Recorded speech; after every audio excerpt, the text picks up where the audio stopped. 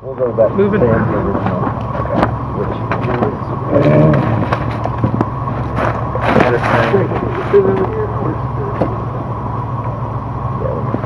you're going to be on the side. Or we could be really artistic and still face this way. Like the fear, right?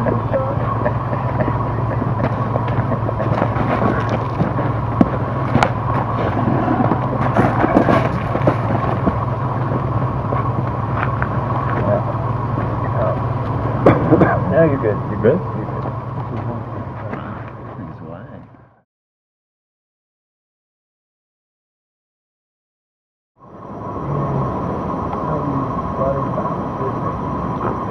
Well, DesignBuildBLUFF really is about, to me, about teaching students really the ramifications of their designs really, and coordinated with also you know, a social conscience. I learned when I went to the rural studio about that social conscience. There were about, I always say there were three things that kind of converged at the same time for me. I was a principal in a firm that started doing buildings, you know, larger projects that I really didn't think were that responsible, for one. So I was conflicted about that. Two, I had students coming to me. It was sort of the advent of the computer and Form Z.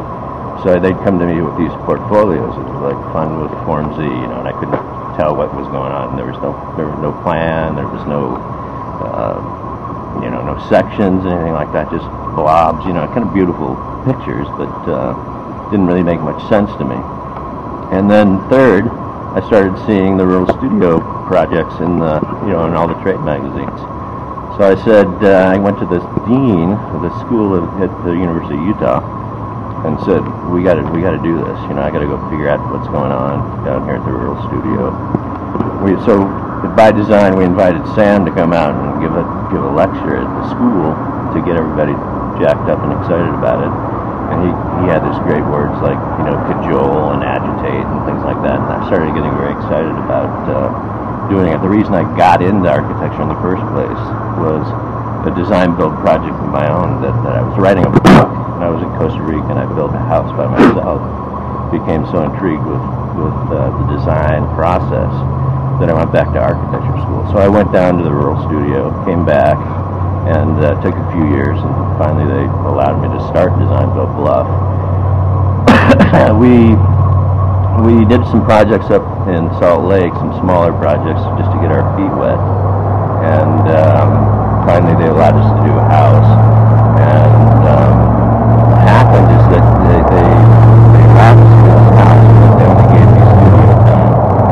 And studio time, you know, is 3 hours, 3 times a week.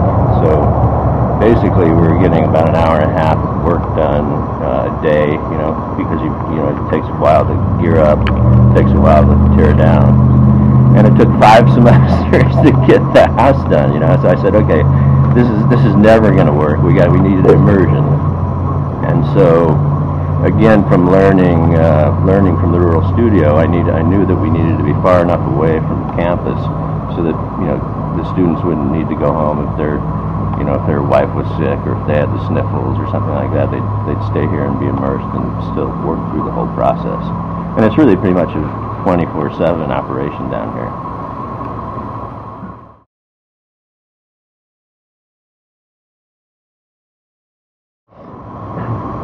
Yeah, what we do is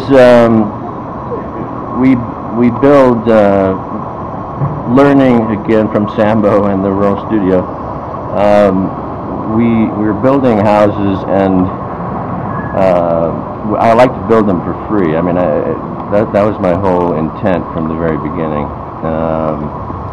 We formed our own nonprofit organization, which is a support organization to the University of Utah, or the College of Architecture Planning, there.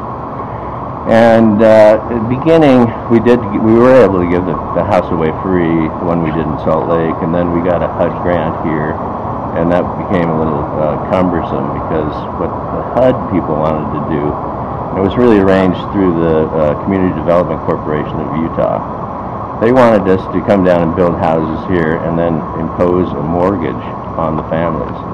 And there's, as much as I try, I tried as hard as I could to tell them that that's never going to work, because there's no market here. I mean, when the Navajo Nation, really, the ground is still owned by the U.S. government. Most people don't know that, and just held in trust for the Navajo tribe. So if somebody wants to build a house, they have to go through this process of getting an acre surveyed. They have to go to the matriarch, who actually is in charge of all the grazing rights. And there are some matriarchs around here who have grazing rights of 25, 50 square miles. It's pretty amazing.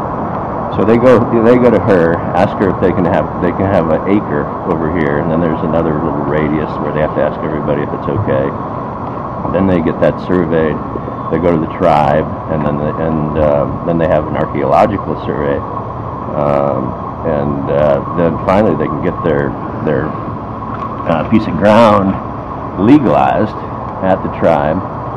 And so what we do is we go around and we ask the employers of Bluff, and we used to ask a group up at the Utah Navajo Trust Fund in Blanding for a list of people, list of 10 families, and then the students come down, they interview all 10 families, and then we go through a really interesting deliberation about why we should build for one family or another. That's an really interesting deliberation, I find, every time. A couple of times it's been really unanimous right off the bat. And unfortunately, I think the problem is we don't have enough time to really get to know these very reserved people, the Navajos. And the students generally pick somebody who they can connect with more, who's more educated, and it makes for a better project probably, because there's more dialogue between the family and the students. But I find that the neediest people sometimes don't get selected. So this year it's interesting. Finally, I think the students really were bowled over by this one woman, Susie Whitehorse, and she is the neediest person. She's living in a dilapidated hogan, and with 3 or 4 kids, or you never really know, honestly, how many kids they have. There'll be 3 there one day and 7 the next, and different kids all the time. So I'm pretty thrilled about that this year. That's the way we go about selecting the family. Then we come back to the studio and design the house. We do that. We've done that different ways every time. I mean, I find, like, for me, it's a learning process too. Everybody knows that when you're teaching something, you're learning more probably than the students or the people who are taking your class or your studio. So I change it up every time, still trying to tweak it enough to see how it's going to work best. What we've done in the past is everybody designs a house pretty quickly. I get them into groups, and then we come back down with 2 or 3 different more refined projects and show that to the client. I mean, it's difficult to have the client be terribly involved because of the connectivity issues down here on the reservation.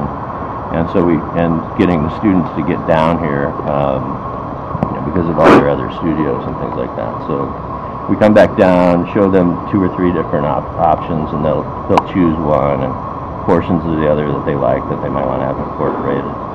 And then we come back down in January, spring semester, and build the house. Usually finishing about June 1,